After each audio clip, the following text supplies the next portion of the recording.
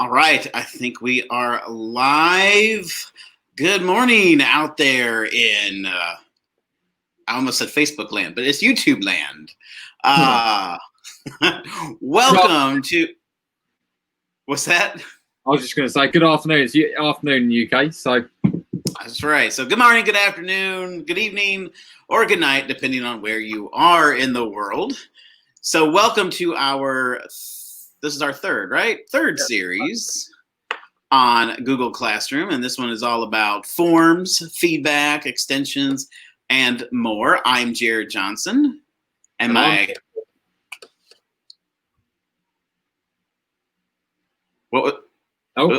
out again. Cutting out, yep. Oh, I just said I'm Ben Moore. I'm going to have to sort this connection. That's right.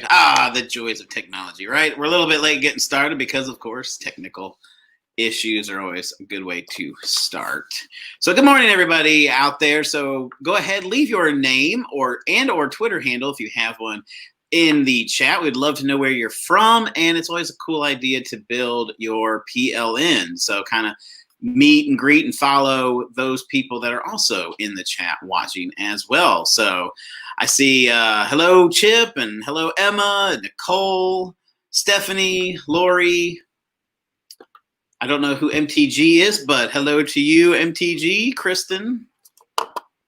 So very cool. So Ben, I got to tell a story before we get started.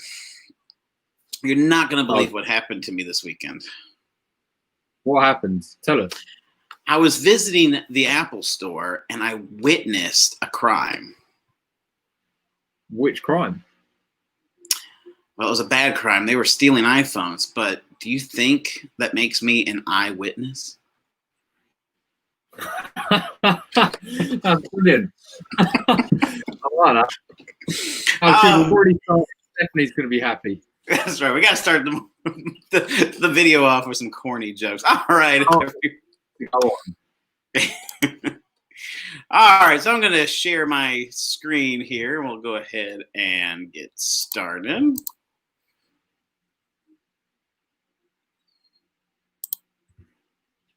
There we go. So again, welcome to Google Classroom, forms, feedback, extensions and more. So our learning targets or objectives for today is hopefully by this end of the video, you'll know how to create an assessment using Google Forms inside of Google Classroom, that you can leave feedback for students inside of Google Classroom, being able to locate and use extensions that work really well with Google Classroom, and we have a couple that we'll share with you today, and then locating and using apps that integrate really well with Google Classroom.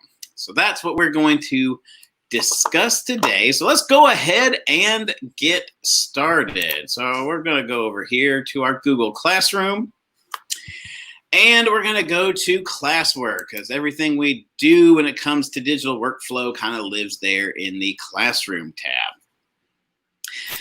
Now, we've shown you before, when you want to go to create something for your students to do, you're going to go to the Create button. And this time, we're going to create a quiz assignment. We're going to create a quiz assignment. And so it's going to load right here for us. So very similar to everything else in Google Classroom, assignments and resources and things like that. You're going to give it a title. You can give your instructions here. Of course, you want to say what class it's going to, what students. You can assign a point value, but you can also put the points inside of your quiz as well. You can select a due date. And then always make sure you add it to a topic, so that way it lives nice and neatly in there. Once you have that set up, what you want to do is you want to click right here where it says blank quiz. So when you click on that, that is going to open up the Google form, and it's going to be automatically set up as a quiz. So if you go into Google Drive and you create a form, you will have to go into the gear and say turn it into a quiz. But if you do it inside of Google Classroom, it's already going to be in the quiz format. And so very much like a normal Google quiz or Google form. This is the generic setup, so you're going to give it a title. And I apologize if my internet is going to be slow. Happened to me. You've already seen it today, ladies and gents. I've already cut out so many times probably, but it's what happens when we're doing demos. That's right. But that's okay, because let's see if this will work, because I already have a quiz created. So there we go. So what you'll do, just like any Google form quiz, you're going to give it a title. You want to make sure that you put that title up here in the name of the form file. You can give your description or directions here under that. And then you can just start adding your question. So you go to the plus sign and you add a question. And the cool thing is about Google Forms is as you're typing, it will automatically start to determine what kind of question you're asking. If it's going to be multiple choice, if it's going to be a short answer, it's going to kind of guess for you depending on how or what you are typing. So I have a question right here. It's automatically detected that it is multiple choice. And when you're typing, because I put true or false, and then I put my question in there, it actually gave me the option to add true or false automatically. So Google will provide you shortcuts. It can guess the answers you might want to use. So it'll know if it's true and false. It'll say, do you want to use true or false? You just click add all. If it's another type of multiple choice question, if it knows the answers, it will provide you with some answer choices there. So once you have your question set up, you can go here to the answer key, because that's the big part of a quiz in Google Forms, is you want to add the point value. So you can go over here and you're going to add your point value. So how many ever points you want your quiz to be out of. Then the really cool thing is you can add answer feedback. So if they get the answer wrong, and this depends on what kind of quiz or assessment you're giving, if they get an incorrect answer, you can provide them feedback, like go back and review this article or this page in the book. You can add a link to a website. So maybe you were studying something from a website. You can go and add that in there, or a YouTube video. And of course, if they get the correct answer, they'll get the feedback once they submit it, says, well done, you got that correct. So it's kind of up to you and how you want to leave feedback. You don't have to leave feedback. No, I was just going to chip in there and just say I love doing that for my students, because you know it's all well and good giving them a form quiz and them typing an answer, submitting it to you, and they never get a response. They get a generic response to the whole assessment, but not for each question. And this is a way of automating that. You put it in once, and for every student that gets it wrong, they'll get X feedback. For every student gets it right, they'll get X feedback. So it just makes them feel like you're really on the other side of that quiz. You're really trying to give them that feedback and support, and I suppose it motivates them to keep going. You know, if you have that little sentence on the end, well done, you're amazing, or you know, you did really well, but you could try doing this next time. You know, something like that. It's just really nice for students to see. So I personally use that a lot, but again, up to you how you want to use that, or if at all. And when you're talking, that's right. And when you're talking about formative feedback, you want to be able to provide them, if they get it incorrect, you want to be able to provide them support and feedback to be able to resubmit to get that answer correct the next time.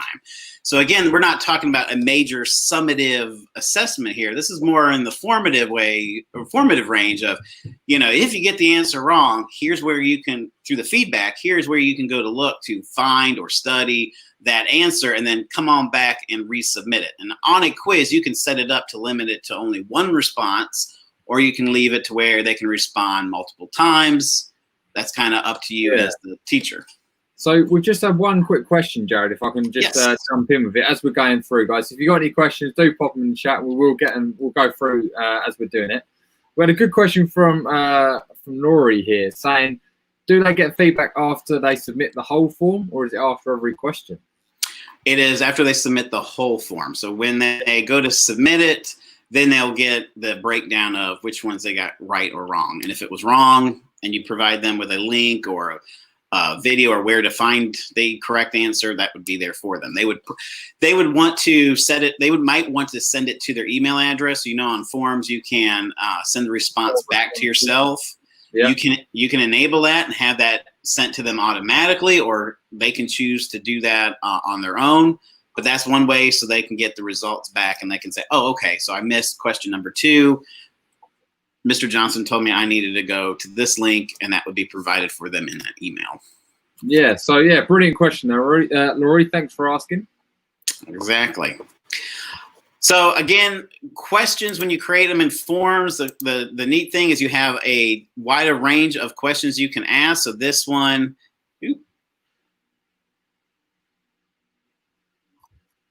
scrolling too wrong way. All right. So when you create a question, you have a lot of variety. So you can do multiple choice, you can do check boxes, drop downs. But what you can also do is a multiple choice grid or a tick box. So these are fun if you're wanting to do any kind of matching question. So this one is matching the organism to the form of energy it needs to survive. So when the students take that, they would then match up which one it goes to. And again, you would go to the answer key and you can provide the point value and feedback that they would need. You can also add in videos. So sometimes this is a secret that many people don't realize with Google Forms and quizzes is you can add YouTube videos. So you can add a YouTube video by in the menu button here, you see the add video button, and you can click on that to provide you a video from YouTube. And you can search through YouTube or you can do it through a URL. And that will add the video in, and then the students can play it and then answer the questions after it that go along with that video. So I have here, watch the video to answer the next 2 questions. And so depending on how you have your quiz set up, you might say questions 1 through 3 go along with the video. You can kind of organize it, or you can do the section breaks and add in different sections of your quiz, which means if you have multiple videos that you want them to answer questions on, maybe the first section is this video, then questions, second section, this video, and another set of questions.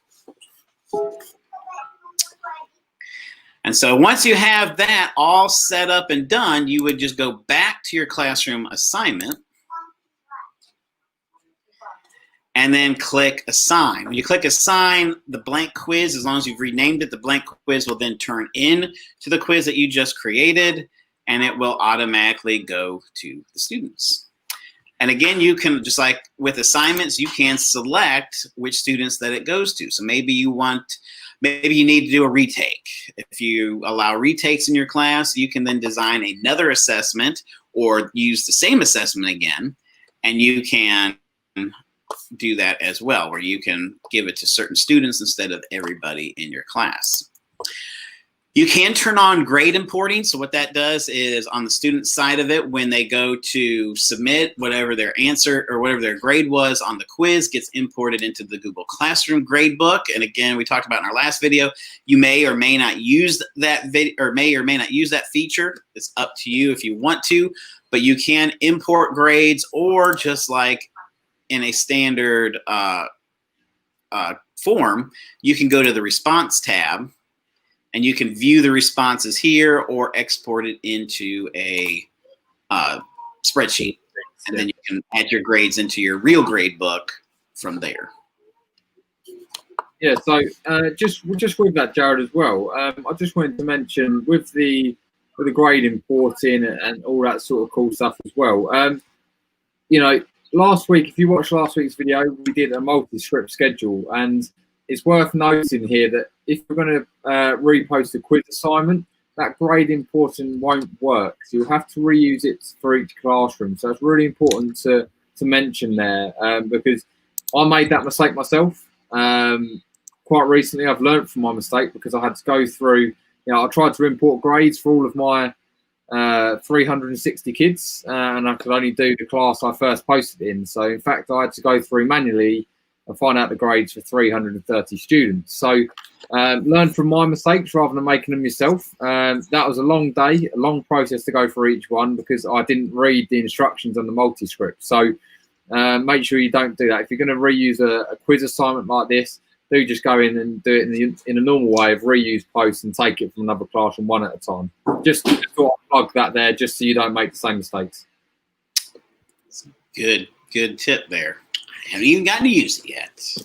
Don't even know if I'll ever get to use that script, but it's still a cool script.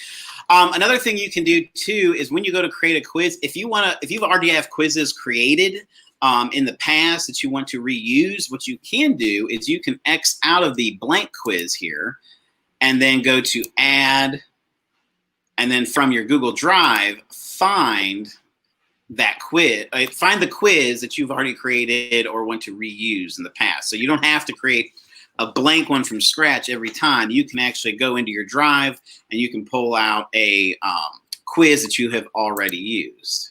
So I can reuse this one. Let's say I'm just giving it as a retake to certain students. I can pull that in automatically. So that's kind of a nice feature there. If you've already created quizzes outside of Google Classroom or quizzes in another location or from another class, you can easily pull those in. And the great thing is as well here that if you do set these to your students, you don't need to go through, if you've got 6 classes in doing the same subject, for example, you don't need to go through and make 6 of exactly the same quizzes and assign them individually. As soon as you put them into Classroom, it creates its own form in your Classroom folder in Google Drive. So you assign it once and you can easily determine, see the grades from each class you're in because it all separates for you automatically. It's part of Google's AI, something that's really, it's really good, and it saves you happens until you're in a situation trying it and trying to get it works. So, just you're aware, don't have to make 6 or 7 at a time. You can Google will do it for you for as many classes as you post. And it sounded like you broke up there on that last part. Oh, it's just it's my internet not very good. In effect, it's just Google does the work for you. Just take that. That is right. All right. So the next part we want to show you is being able to provide feedback. So providing feedback is a very powerful tool for students when you need to give them feedback on their work and have them resubmit. You can do that very easily inside of Google Classroom. So what I've done is I've already created an assignment. So I've created my research paper here. I've given them the directions on it.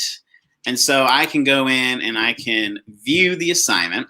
And the assignment was set up to where the student has to write their paper and then upload it as a file. So I did not use a template with this assignment. It's the student created one that they have to upload. And so, oops, actually, I skipped a part. Let me go back. One of the neat things, let me go into my edit mode here. So when you're doing any kind of research paper where the students are having to do the work and submit, and this could be for any kind of paper project that they are writing out something in Google Docs, what I like is when you go to create the assignment, you now have this option down here at the bottom called Originality Reports. In Originality Reports, Google gives you in Google Classroom, if you're using Google for Education, just the regular suite that most schools use, you get 3 Originality Reports. Make sure I phrase this right. 3 Originality Report assignments. So you can use it on 3 assignments in one class for an entire year or entire time that you have that class. If you pay, if your district or school pays for Google for Education Enterprise, I think it's included with, you get more than 3. You get a lot more than that. But the Originality Reports, like I said, and most of the time as a teacher, you might not be giving, a lot of major projects. But for those that are some major projects or book reports or different things like that, you may want to enable Originality Report. And what that does is it gives the student the ability, when they're writing their paper, when they go to submit it, they can check their paper. It'll scan their paper to make sure that they are not plagiarizing, that content on their paper does not come directly ripped off of another website. And for you as the teacher, you can also check to make sure that the students are not plagiarizing other people's work. So if it's a big project, you want to click that button when you go to create the assignment. You can go back and enable it. So like if you've already created the assignment and you forgot to enable it, unlike where how you share a document with students, you can't go back on that one. So if you forgot to share the access to students, you have to exit out the whole assignment and redo it. With Originality Reports, you can go back and check that button. So if you forgot to check that button, you can check that button. And again, you can use it on 3 assignments in one class per term. Yeah, it's really good if for the UK, if you're doing BTEC assignments, if you're using them for BTEC assignments in particular, I suppose, or A-level assignments, that you're getting them to write up big reports on something. It's great to use that on there, because they probably don't realize it's there. They think they can get the work done really quickly in an hour, and you can just pull it up and see every word, everything that they've pulled straight off of Wikipedia. So it's really quite cool, really a powerful tool to use in classroom once you've got it working properly. It is. It's great. So here's the student view. So this is the student view. So as a student, I have my assignment here. Because it's a paper that I've written, I'm going to go to Add or Create from Google Drive, and then I'm going to attach my paper here. And so once my paper is attached here, before I hand it in, I, as a student, can run the Originality Report. So before I turn it in for the teacher to view, I can run the Originality Report and see if what I have written is too close to what exists out there on the internet. If that's the case, I can go ahead and edit that document before turning it in. But if I'm feeling confident, I can go ahead and click Hand In. I'm going to say Turn In Anyways. It warns the student your teacher has Originality Reports turned on. So if you haven't checked, you might want to. But as a teacher or as a student, I'm just going to say I'm going to hand in anyways, because I know I didn't rip anybody off, because I'm just that good. and so as a teacher, as I go to the assignment, I can go and view assignment here. And I see that student 3 has turned it in. So I'm going to click on my student's assignment here for grading and for feedback.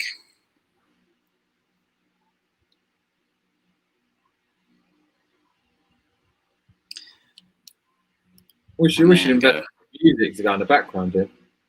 I know. StreamYard needs to have like some music things. Well, while this loads, I'm going to tell you something else. So I'm just going to tell you that I really hate facial hair until it grew on me. Oh, wow. Wow, we're going to stick in the comments because it's getting worse.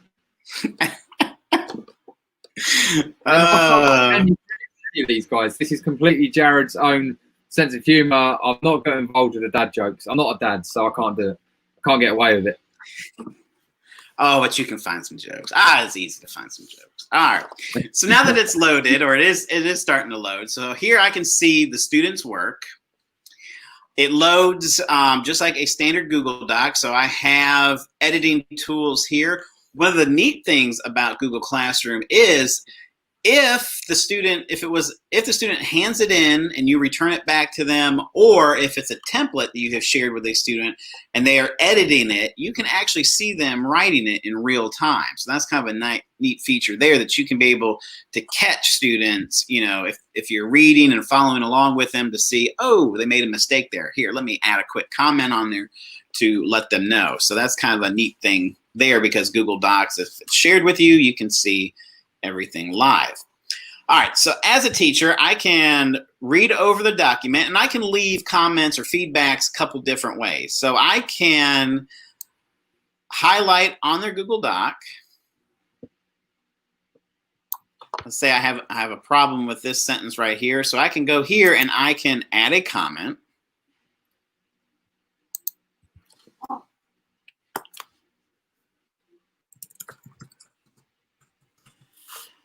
And then click comment, and the student will be notified of that via their email. So they'll get notified that their teacher has left a comment on there. The other thing you can do is you can also provide comments via a comment bank. So I can say here, you can create a comment bank, and when you create it in one class, it creates it for all your classes. So you can add different comments here that you know that you'll use over and over again. And so let's say I have a problem with this one. So I can go here, and then I can copy and paste it in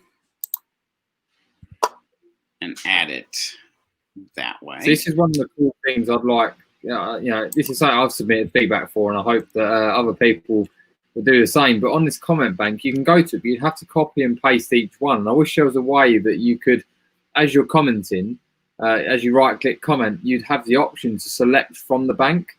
I think that's got to be a feature that's in the pipework. And you know, as collectively, if we all submit that feedback, hopefully Google will get that to us before the new academic year is. It's such a game changer. It saves a lot of time rather than going back and forth. But this, as it is, it saves you a lot of time. But I think there is something else Google could do to save a bit more time on top. But regardless, great tool either way. Exactly. Yeah, it's easy, but not as easy as it could be. That's it. Another cool thing you can do too is when you want to provide feedback, there are some extensions that you can utilize as well. And let me see, let me scroll over here. There we go. So as you can see here, I have an extension already installed in Chrome called Moat. And what Moat does, it allows you to record audio feedback directly to the comment box that the student can click on a link and then hear for themselves. So if I go ahead and click on there you go. Now it's telling me it's recording. So I can say, I think you're doing a really good job here, but I need you to be really specific as to what the economy of nature is in reference to this paragraph. All right, and then I click done. It's thinking. Now I will say this all worked in demos, so see if this works now. All right, so there we go. So it says click here to read my voice note, and I can leave the comment. And so the students can then click on that link and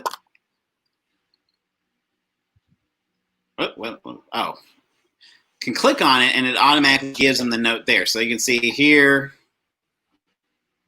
it's actually recorded everything that I've said. And the students can play it back. Now, what you want to do is you want to be careful, depending on what your district restrictions are, whether or not it'll work for students. So this is something you want to test out and then make sure it's not blocked. There's another one that I really like as well. So that's Moat, and we'll put that in our excuse me, in our Wakelet. Yeah, it's there, ready to go. But another one you can use too is you'll see over here, kind of hovering in the center on the right-hand side, is comment and talk, or talk and comment. There we go. So when you click on that, what that does is it's going to record what you're saying. And when you're done, you click the check mark. And then what it does is it generates that link for you. So I can copy this link. And then, got them on screen. I can go to my comment box.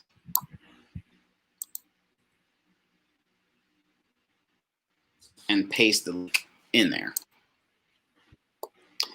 So again, this is a really great way if you want to provide audio feedback to students. You can do type feedback, or you can create a comment bank in Classroom and copy and paste comment really easily and quickly there. But again, with using the extensions, verify that it does work with students, because I know it might, in my district, it might work for you as an adult, but that doesn't mean it's going to work for the students. You definitely want to test that out to be on the safe side.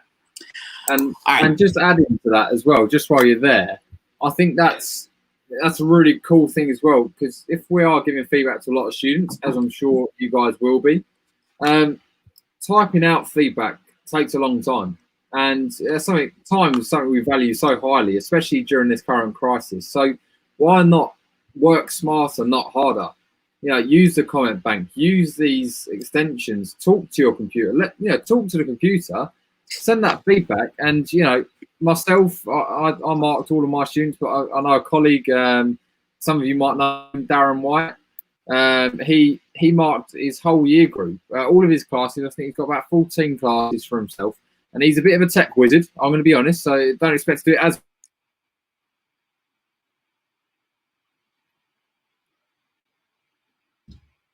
Uh-oh. Did we lose him? Did I cut out there?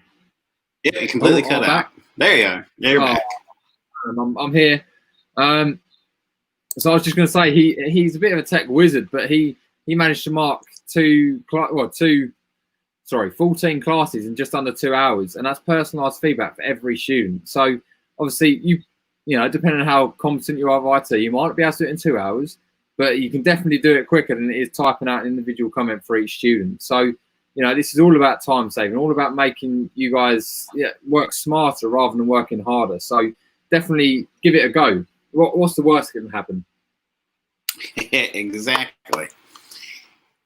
And so you can also add private comments as well too. And again, you can use your note, or you can use the talk and comment extensions, but you can add a private comment. So you can say, you know, because it's not final grade yet. So you can say, please submit with corrections. You can post that, and the student will also get that feedback as well as a private comment. They can also respond back to it. So comments on the doc itself will be sent to the student via email. They can also view it on their doc as well. And then, this is the cool part. So right here where it says 3 flat passes, that is the originality report. So the originality report has written the background, and it has found 3 passages in this document that seem questionable. So what you can do is you can click on that link, or the little box with the arrow out of it. And so what that does is it's going to open up the originality report, and it's going to tell you exactly what is flagged and where it potentially came from. Now, the good thing is I ripped this off of Wikipedia and this other app in Britannica.com. So yes, it did its job. It has flagged the entire document. But that is the neat thing of it, is it will tell you where it came from. So this is a good teaching tool for students to be able to say, hey, you know, this is why it's very important to A, cite your work, and B, not to plagiarize, because obviously you can see as the teacher, and the student will see this as well, you know, where these things came from. And if the sentence, maybe they stated a sentence or two that's just way too close to the original, if it comes up, say, Wikipedia, then the student knows, well, maybe I need to rephrase that or cite that better. And of course, you can print this off for your own record keeping. So you can actually print that off. You can give it back to the student as a way to say, hey, yeah, I need you to go back and fix this. And then you can just exit out. And when the student goes to resubmit it, so once they make their corrections and resubmit it, you can run the originality report again to see if it catches anything different. Come on, close out. There we go. And so once you have your comments, feedback there, and you have left a private comment to the student that says, please resubmit with corrections, you want to make sure that you return the assignments. When you click on return, what that does is it gives edit rights back to the student. When they submit something to you, it takes away their edit rights. That way you can review it, provide feedback to it, and then when you return it to them, they can resubmit, they can edit it and resubmit. So I'm gonna go ahead and click return. And then I can be, as the student, I can go in and see what the teacher said, edit, make any changes I need to, and then come back and resubmit it. So I can, so as a student, this is, oh wait, that's not the student, this is the student. So I can see here the private comment made to the teacher. I can reopen this to make changes. Again, the student is notified in email as well that comments have been made on their document. And so they can make those changes, resolve those comments, and then go back to classroom and say hand in again. Now, when they hand in again, what this does, let's turn in anyways, what this does is it creates a running record, should create a running record. There you go. It'll create a running record here of how many times the file was handed in. So there we go.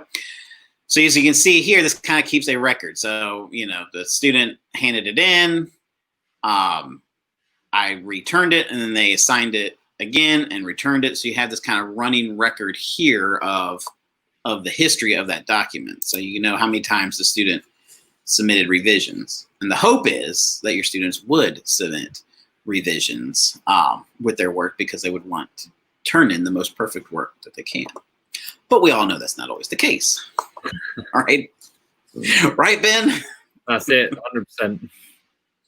But at least you're able, yeah. And then at least you can, as a teacher, you know that you're providing that feedback, you're providing that opportunity for the student to resubmit their work based on the feedback that you gave them. If they do it or not, well, that is on them. That's another, yeah, exactly. That's another story. But like I said, let me go back to this slide back here. Talk about these extensions again. Like I said, we'll put these in the Wakelet. We kind of ran out of time in prep this morning to put everything in the Wakelet.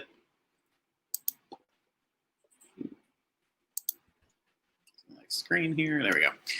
So just a couple of extensions again. Talk and Comment and Mote are great ones to provide audio feedback to students. So definitely check those out, but make sure that they work for students in your district or school, depending on how your IT has things set up. Search Stream. Now this is a cool one here. If I go back to my classroom. So when you put Search Stream in, what this does is, you know, as time goes on during the school year, your stream will start to fill up. So as you start having more announcements and you're sharing different resources and things like that, you can add this really cool Search the Stream extension, and it adds seamlessly into Google Classroom. So I don't have right now anything in my stream, but what you can do is you can do a keyword search, just like you can in anything Google. You can do a keyword search, and then what it'll do is it'll bring up all the posts in stream that have that word in it. Students can also, again, depending on your restrictions of your IT department, they can also install this extension and, again, easily find keywords that go along with anything that was posted. So, again, stream can start to fill up. It can be a lot of scrolling, so you can quickly type in a word or term or phrase into the search box, and it'll pull up everything that kind of matches that. So that's a neat extension there. And then one last extension that I really like, and I'll let Ben talk about the things that he likes, is Kami. Kami is one of those freemium tools. Freemium means that there's a free version, but to get all the cool features, there is a paid version. Kami is a really good PDF annotation tool. It builds right into Google Classroom. And so you might have seen when I am creating an assignment, let me go back to classwork.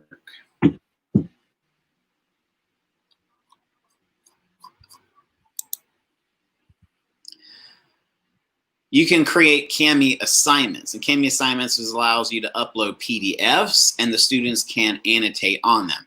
And again, the free version is a little bit more limited than the paid version, but if you can convince your school, your district, or whatever to purchase Kami, I know my school district has, and it's an awesome tool because you can edit PDFs, it syncs to Google Drive, you can create Kami assignments through Google Classroom. So you go to Kami, log in with your G Suite, and then you can create assignments using PDFs within Kami that sync immediately over to Google Classroom. And so that could be a whole nother video series there. But Kami is a really good extension that you might want to go and investigate. Definitely. Right, so I guess this is the part of the show where I take over, right? That's right. Do you have any jokes? Were you able to find any jokes? Oh, I've got one for you, but it doesn't. I suppose it doesn't really work for me because I'm not a dad, but I'll give it a go. So what do you call cheese that isn't yours? I don't know. Nacho cheese. I love it. So yeah, I just thought I'd drop that in. It's terrible. I'm not a dad, so I was pressured into it by Jared, guys. I'm sorry. Nicole does ask, can you make a comment bank with only voice recordings and label them? You might be able to. You can. What's that? You can do it. I've literally just opened up the page on here. Oh, he froze again.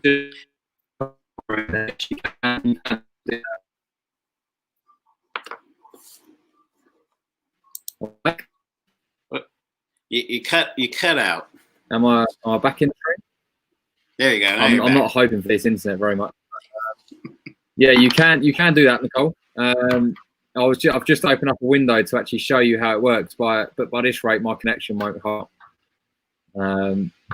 But yes, you can go in there with a voice typing. You can type into that box, click save in the same way as Jared showed us earlier, and you can just then copy and paste it as you normally would from the comment bank. So it's possible. It's something that I do, have done quite a lot to save me a bit of time again. But I'll try and show you on my screen. I don't know if it'll work, but we'll give it a go. So I'm on the same document as Jared was here, and I'll just try and make a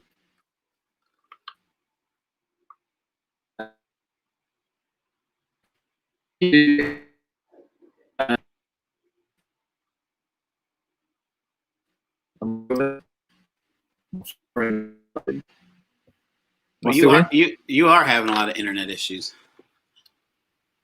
Oh no. It must be that unseasonable Jared, heat wave. and I'll just check because I hold out very long. So yeah, you can make a comment bank with your audio recordings. You can add the links in there if you're doing it with links.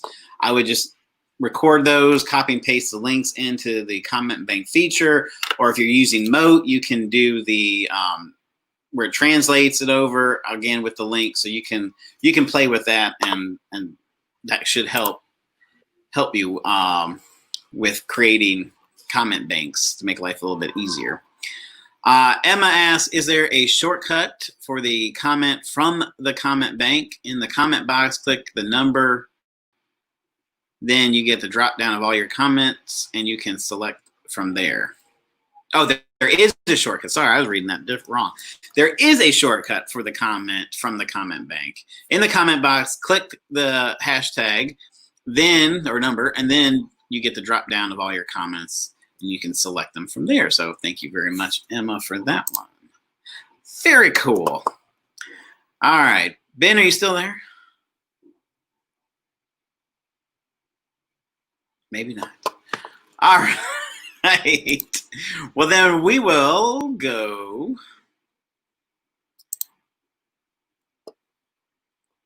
on. All right. Yep, he dropped out. He must be having all sorts of issues. I'm having issues.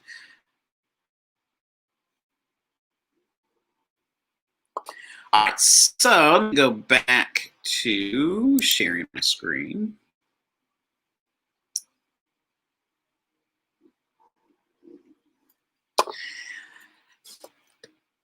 Oh, what was that noise? Oh, Ben's trying to get back in. You're back. All right. Right. Hopefully, my connection will be a bit stronger, and I can talk through a few things now. You gotta love it. You gotta love live broadcast, right? I love it. It's StreamYard. It's not very good for my Mac here. It's not coping too well. But I'll just reshare my screen and try and do somewhat. So have you gone through the voice typing comments then? I did. If you wanna show off apps next, we can. Okay. Yeah, absolutely fine. So, or if you have any other extensions that you want to share that you've found useful. Yeah, I'll drop those in just a second. I just really want to touch on the apps to work with Classroom, because something that I've learned a lot about this year, actually, going into the remote learning period. But there's a lot of apps that actually integrate directly within Classroom. And just this website here from the Google for Education site, this is just a few of those that tie in. And there's loads more available, but Google just haven't updated their site with as many people as possible with it at the moment, because so many people are trying to interact with Classroom now to make it easier for us as educators. So I just want to show you this website, and this again is in our Whiteboard collection, so you can see all of this. But there's loads of different apps. You can see I'm scrolling through down here, just lots of different apps you can use with Classroom, and these all tie in. You can post assignments directly from these, and loads of cool stuff. EdPuzzle here being one of my absolute favorites. I love EdPuzzle, and I'll touch on that in a minute. But we've got explain everything here, sorry. Fluency Tutor.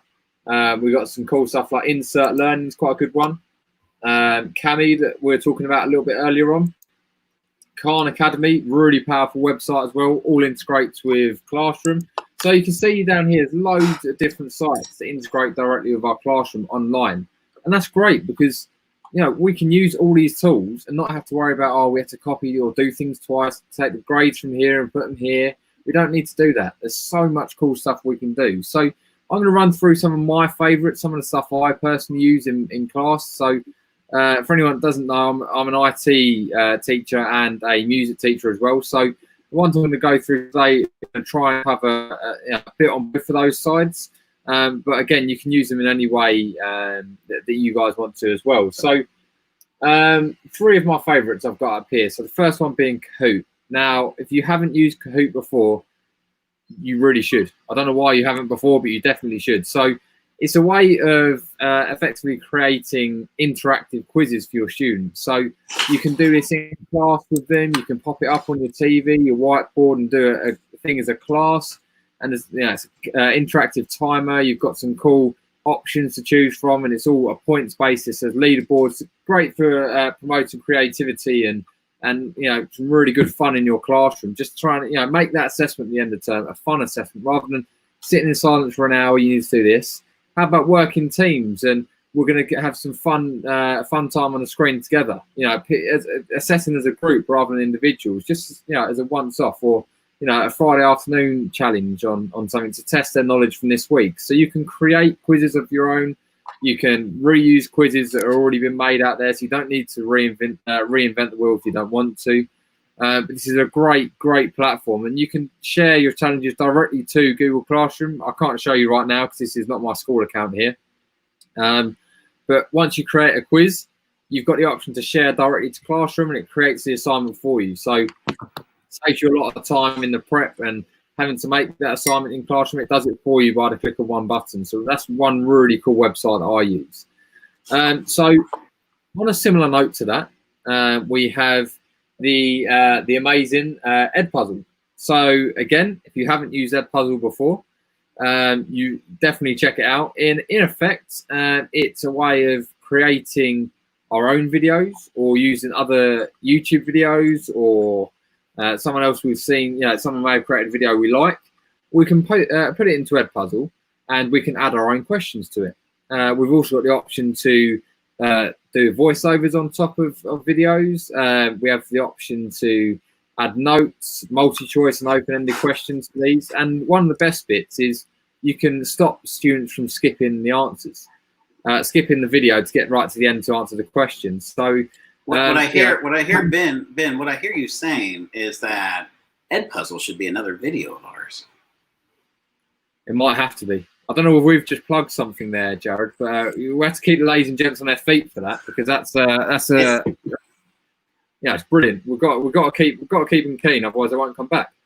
And on the free version, if you're using EdPuzzle, the free version, you can use it gives you 20 videos. 20 videos, yeah. 20 videos for free. Of course, you can delete ones out and add new ones in as a way to keep your 20. But it is what Ben is saying is a great tool. And the best bit, Jared, is your gradebook links directly up your Google Classroom gradebook. So again, saving that from... Wait, say that again? So you don't have to do things twice. The gradebook in EdPuzzle links directly with your Google Classroom gradebook. So no more double linking. That's the great thing. I love it. There's nothing worse than having to mark things twice. Believe you me. So this is a great platform to use, and I know my teachers and students are loving it. So definitely check that one out as well. And they're ones I use for both subjects. The next one I'm going to show you is something particular for IT. It's something called Codeorg. So it's a great way of doing some programming for students. So we do things like code hour every week or every 2 weeks, and some really cool challenges on here, like programming your own Flappy Bird game, or programming your own your favorite celebrity to dance to your favorite song using the block codes. And it's meant you can go up in different difficulty levels, obviously, but again, all ties into Classroom, sharing directly to Classroom, and stuff like that as well. So these are just some of my favorite apps you can use to integrate directly with Classroom, but there's many more out there. I'm sure some of you guys will be using some fantastic resources that I haven't mentioned here and that won't be on the Google site. So if you've got anything, drop them in the comments below. I'll be really excited to check out some of those integration websites as well. So make sure you put them in. I'll take a look at that myself. But these are just some really cool things that link directly in. So I just wanted to share those with you. I know my teachers have used BrainPop. BrainPop's a good one. BrainPop, yeah. I believe you have to have the paid version to do the full classroom integration, but if you're lucky enough to have it, that is also a great tool for classroom integration to share, to create assignments directly from Classroom. That's it. And the reason we're trying to tell you all this stuff is because it saves you time. And I'm going to keep going over this motto: work smarter, not harder. I'm a big believer in that. And if you can save yourself time, why not? Why not save yourself that time? Because time is something so precious. So, using these little tips and tricks and using these little, golden nuggets or gems that we call them, using those, hopefully it will save you that few, if you save a minute on each assignment and you've got 14 classes, 15 classes, that's 15 minutes a day you've saved. You can have another cup of coffee and a biscuit with that time. So why not? It's well worth it in my eyes. But that's just one of the things. So I'm just going to touch back on some of these extensions, just because we're running up to the hour now. So if you've got any questions, buzzing questions you want to ask, please pop them in the chat, and we're going to I'll just run through his extensions, do a little bit of Q&A, and we'll wrap up. So if you've got any burning questions, make sure to drop them now. I'll drop one of my favorite apps in there. Is Quizzes. Have you ever used Quizzes before? I've heard of it, and some of my teachers are using it. I personally use Kahoot rather than Quizzes, but I know that some of my teachers have used Quizzes and they're really liking it. So it's just it's another option. Sometimes kids get burned out from using one app over and over again. So Quizzes, very similar to Kahoot. You can play it live, you can assign it, but it also works really well with Classroom, and the grades also sync really well. Oh, that's really cool. I'd like to check it out over the summer break and see if I can use it. Stephanie Carter says Quizlet Live. I forgot about Quizlet Live, but yes, Quizlet Live is also another good one that syncs well with Classroom. Oh, it's really cool. I'll check those out. So I haven't looked at them yet, but definitely willing to. I'm open to ideas, so I'll have a look at those over the summer. Duolingo, if anybody's a world language teacher, Duolingo is another good one too. Yeah, definitely. So I'm just going to open up our Whiteboard collection here. So this is what you're going to have access to. I'm just going to pop the link up on the screen now for you all. So it's at this link here, and all of you guys will have access to this. So we've got the feedback form, which we'll go through in just a minute.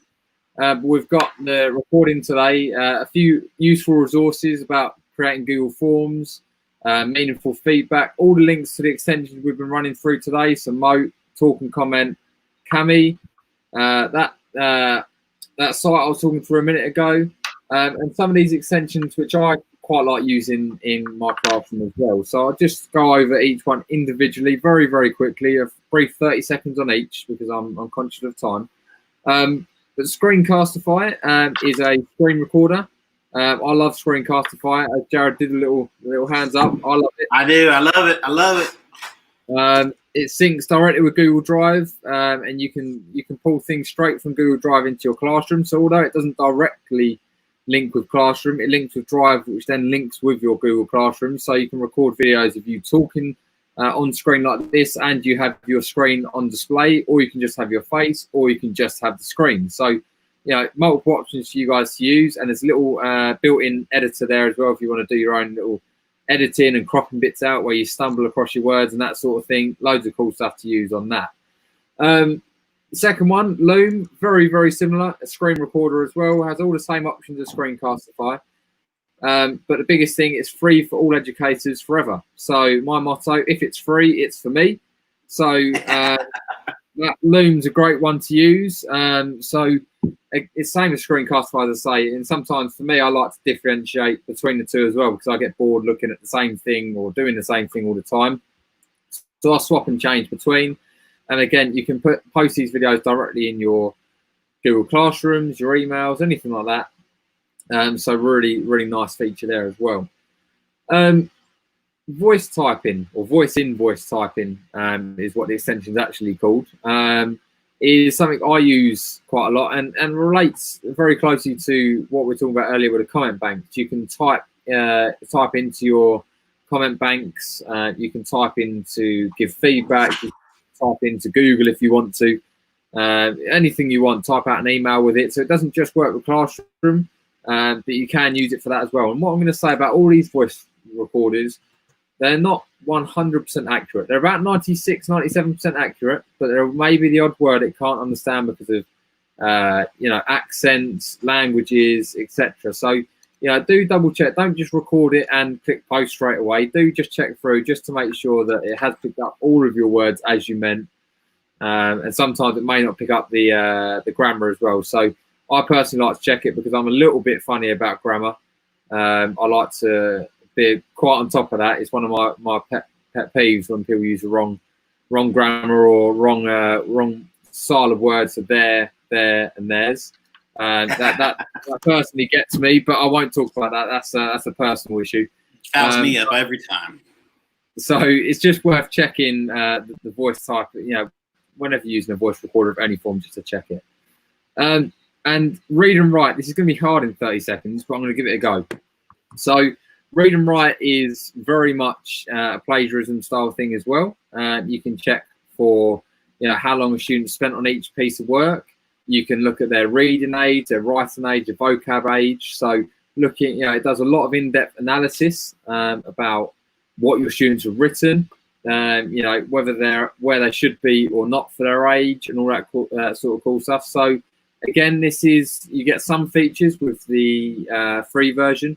I'm lucky enough that my district or my school trust has just bought the full version, so we have all the read and write text help extensions, and this is really good. It's great to see if you're saying to a student, this homework should take you an hour to complete, and they've spent the best part of 5 minutes on it, and you can see they've blocked out a whole block of text like that. That they have not done that in 5 minutes. That's come directly from a website. So great for data analysis on your students, seeing what they've been up to, and seeing how you can help them improve as well. So feedback, helping them on their reading age, their vocab range, trying to expand their vocab as well. So it works in a similar way to Grammarly for anyone that's used that as well. So they're my favorite ones, and all of these are available to all of you guys. You'll see all of this stuff in your in the Wakefield collection. It's still rolling at the bottom of your screen now. So make use of this. Share it with anyone that you think might find it useful. And we've got in here the recording from today's session, so that will go directly in there, so you can watch back and see all the stuff we've been talking about.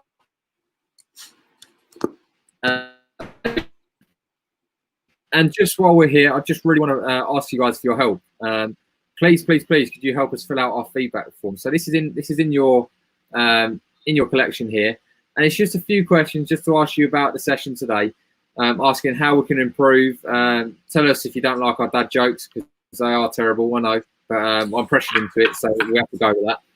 But it's just asking for your name, name of the session, which should have dropped down, and a few questions here. It shouldn't take any more than 2 minutes, but it just helps us to improve our sessions, improve our dad jokes if they're terrible, and just keep us rolling on the productions of these collaboration gig presentations. So please do take just 2 minutes of your time to help us out, so we can continue to improve. And is there a section on there for them to leave their email address? There is not. I know one of the things that came up in the past was about offering a certificate or something. So we're looking into that. So if you can leave us your email address, either with your name or something like that, we can, if we can get that going, we can drop try that in the form now. Okay, cool. So that way we can, if we can get that off the ground, we can try to get that to people that have participated and filled out our feedback form. Yeah. All right. So while Ben's doing that, Ben, I want to know, what do you call a line of rabbits that are walking backwards? A line of rabbits walking backwards. No idea. I can't even guess on that. Really? It's a receding hairline. Oh dear. Oh dear, rabbits and hares. Oh my goodness. Have you got a bank of these? Have you got a book open next to you with all this on? Because well, that one was sent to me from somebody who watched our last videos, but I do have a website completely pulled up with really corny jokes. Like, you know. Right, that address is on there now, so hopefully anyone that fills it out will be able to see that. Well, good. Well, we appreciate everybody tuning in for today's show, and we hope that you enjoyed it. We hope that you have taken away something from it that you can use with your students in your classroom. And we're going to plug that Wednesday, we are going to do how to create custom banners. So like the banner you see in our Google Classroom, how to create those using Bitmojis, using Google Slides, using Google Drawings, different couple ways that you can do that with. We're going to show you how to do that if you've never done it before. It's a good way to add a little bit of creativity and customization to your Google Classroom, especially if you end up in a completely virtual setting where students aren't physically in your classroom. It's a good way to show your personality through a virtual method. Yeah, Ben's trying to get it to load there. There we go. Hey, we're back. So neat well away there. So we appreciate everybody hanging out with us. Thank you, thank you, thank you. Thank you. I'm glad everybody tuned in for the corny jokes. That's it. That's why everyone's really here. That's the real reason. Well, that's kind of what we said on Twitter. You come for the corny jokes and the British sarcasm. That's it, 100%. Well, we hope to see everybody on Wednesday. Let us know how we can help you. If you have any questions, don't hesitate to reach out to us on Twitter. And we hope everybody has a great day. Have a great week. Yeah. Bye. Thanks, everyone.